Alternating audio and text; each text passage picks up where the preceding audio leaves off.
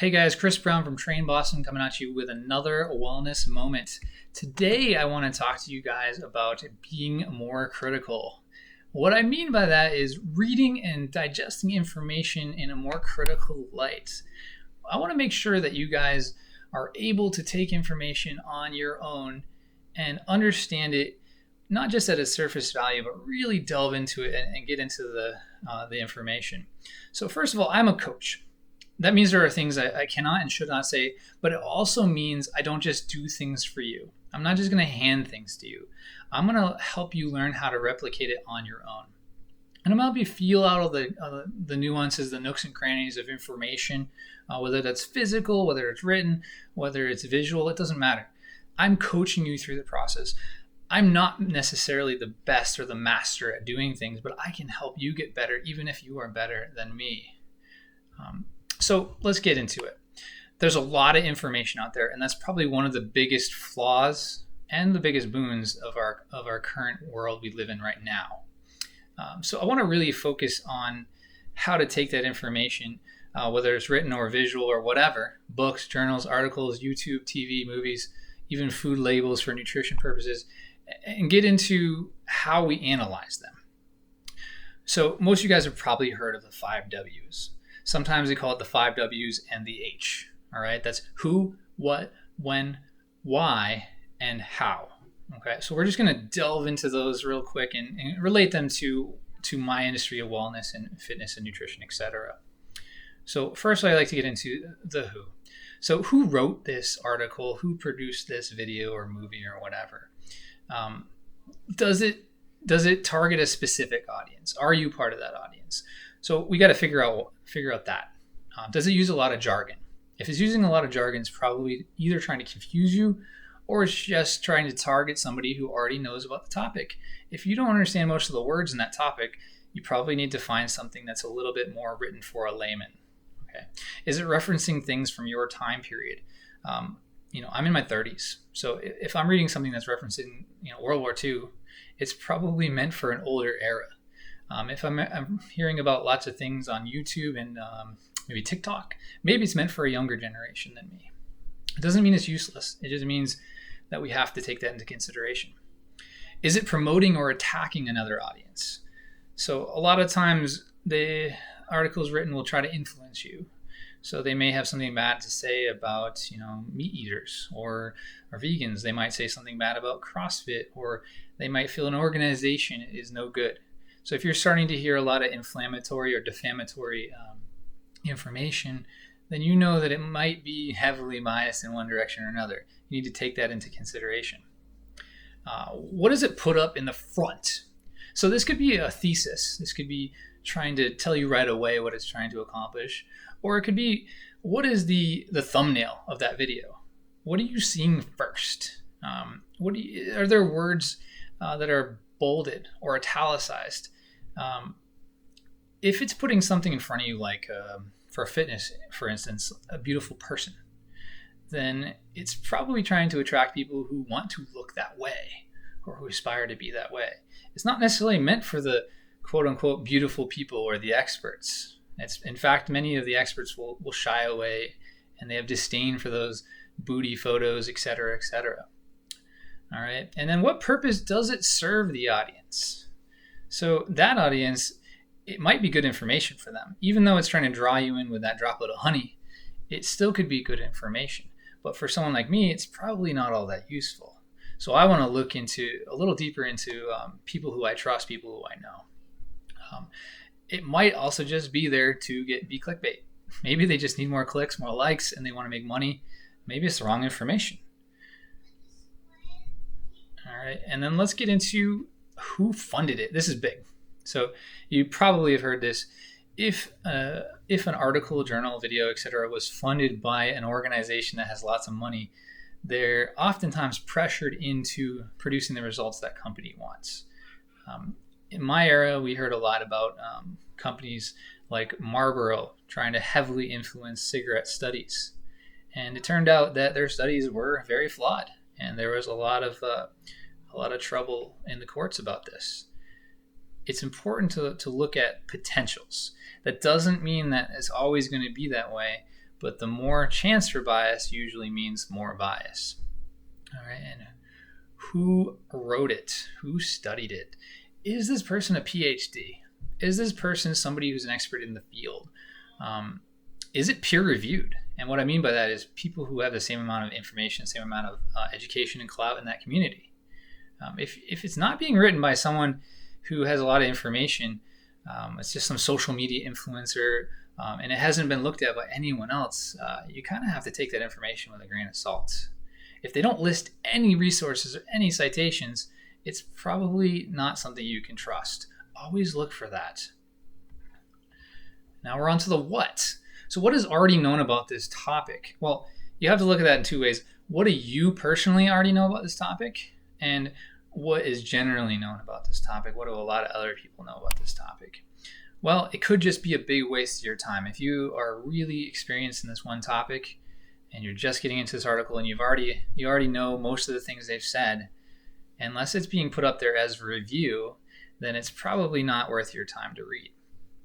If you know none of it, then you have to be careful because you're like a newborn baby. You're just going to have to trust that it's all right until you've digested a lot of information. So it's a good idea not to just push that information onto other people if you don't know anything else about it. Right? What made it stand out to you? Was it the pictures that made it stand out to you? Or was it the information that made it stand out to you? Was it the background music or the animations? If it's just the pictures, if it just looked cool, that's great. But maybe the information isn't good. Maybe it's being masked by the quality of the pictures and animations. That doesn't necessarily mean it's true, but you always have to take that into account. Are the pictures, are the visuals, are they helping you understand it? Or are they distracting you from the message? Sometimes graphs can be in an article or a journal in there to really help you understand the information. But sometimes they're just really confusing and they're put there to just make the information look more scientific. So you got to be careful with that. If you're not good at reading graphs, maybe they're good and you just need help. So never be afraid to ask for help. And then what was the conclusion of that article, journal, video? Did it actually show you something? Did you learn something from that conclusion? Did it prove something, or did it just show you there's a connection or a correlation to two things? You got to think about that. What did you take away from it? Where was this published? Where was this put out? Information that's put out in a country, say for instance China, that isn't free with their information, you always have to think about that. You're going to think, hey, this is probably what the country wants us to know. In America, we've been going back and forth on that a lot lately, but our problem is typically too much information, the good and the bad. Where was it published on the internet? Was it on Reddit? Is that a source we can trust? Or was it published on PubMed? Was it something that's only peer-reviewed information that's heavily critical? Where was it being distributed? Again, back to the country, that matters, but also, is this being given to you by a school? Schools, they like to educate you. However, they have to teach kids towards a certain direction. They got to pass the tests. They got to hit certain metrics. No child left behind kind of thing. So they're always going to be a little bit biased towards that. Also, information in a school from one country to the other will be written differently. The victors, they always write the history. So you gotta be careful about whether it's something that's being given to you by people with a directive, not necessarily just schools, but anything that could have a directive. Or is it just free information given to you at will? And then the same goes for a business. Usually businesses are trying to sell you something. That doesn't necessarily mean it's bad. Sometimes that can be good. For instance, Train Boston, if they're giving you information on fitness and wellness and nutrition, it's in our best interest to give you good information to see you succeed, because then you're going to come and get our business more. So just use that as information to digest, not necessarily as good or bad. Then we got to when. All right, when was this information written? If this was written in the 20s again, it might be outdated. It might not be, but we need to look at newer information to see if it says the same thing. Is that corroborated? It could also be historically biased. The feelings of our country, the feelings of our people in the 40s, right after or during a world war, is going to be vastly different. We're going to be vastly different in our motivations of why we want information, why we need this science or that science, and what we care about. probably cared a lot about survival and winning the war more than they cared about other things such as maintenance or making friends with other countries. And then is it just based on the zeitgeist of the time? I'm sure in the 20s we cared a lot about other things than we care about now. So it could not be relevant, okay? And then finally we're down to the last W, the why. Why do you believe they wrote this? Is it for a biased reason, or are you being biased? Are you being inherently too critical of it? We are all being biased and flawed. We all read what we want to read. A lot of times people will go on the internet, they'll have a inherently biased feeling, and they'll search through information until they find what they believe to be true. That is something all human beings are guilty of. You got to look to yourself and ask yourself, did I actually look at the information, or did I look at what I wanted to see? Same thing goes for the author of this article. They might have written it because they wanted to sell more stuff. They might have written it because they needed more information out to corroborate their old conclusions.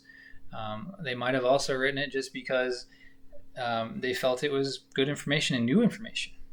Maybe they found out something else was wrong from before, and they felt it really important to put it out there.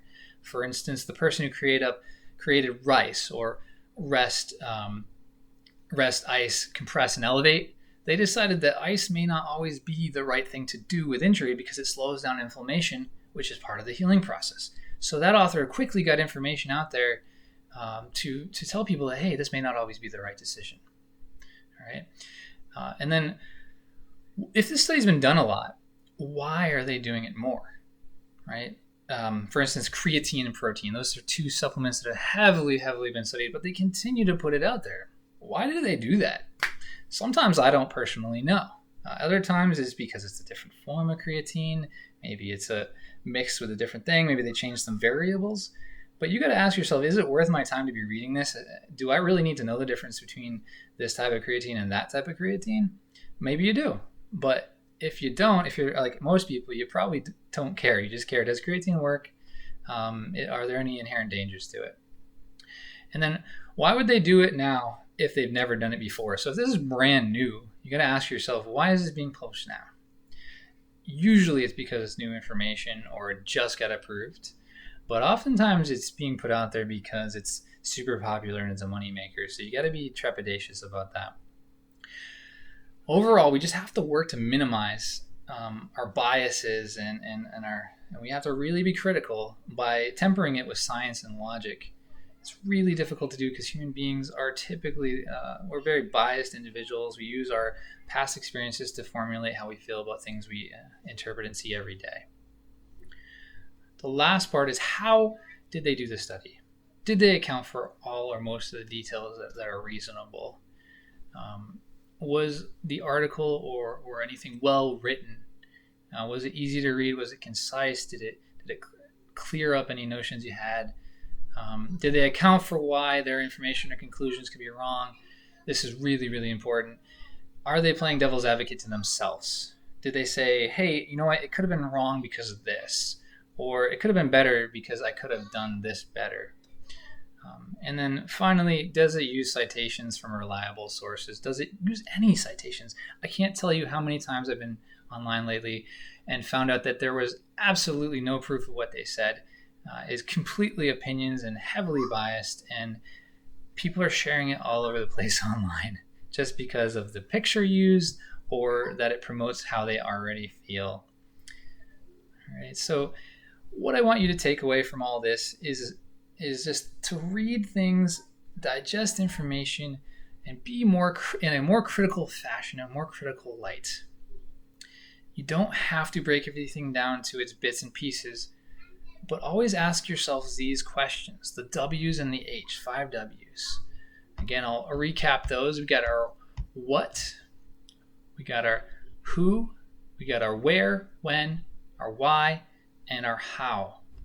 Okay, always ask those questions and be critical when you see new information. And again, never be afraid to ask for help. If you don't understand something but you really feel like you need to, ask somebody who you know knows what they're talking about. Ask a professional. All right, guys. Thank you once again for another great wellness moment. If you liked what you heard here, please like and subscribe, hit that bell button, and we'll see you next time. Until then, be well.